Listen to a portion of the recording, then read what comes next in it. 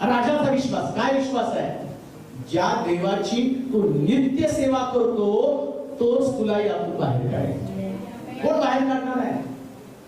संकटात तो कोण बाहेर काढणार आहे? देव बाहेर नाही काढणार, तुमची नित्य सेवा बाहेर काढणार. जी नित्य सेवा तुम्ही करता.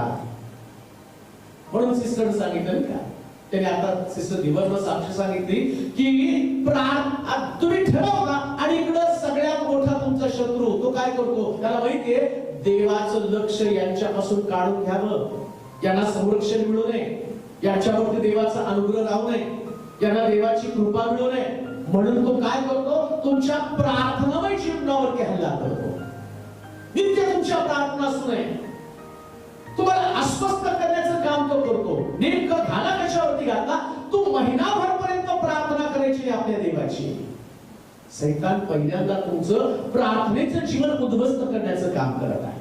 परंतु दानिएल त्याच्या संबंधाने म्हटलं, राजाचं फरमान आलं, राजाने ग्वाही फिरवली, सरदारानं आणि मुद्रा त्याच्यावरती मारली, शिक्के मारले आणि ठरवलं आता कोणी सुद्धा प्रार्थना करायची नाही. पण राजाला एवढी गॅरंटी होती, हे दानिएला, ज्या देवाची तू नित्य प्रार्थना करतो तोच तुला यातून बाहेर काढेल.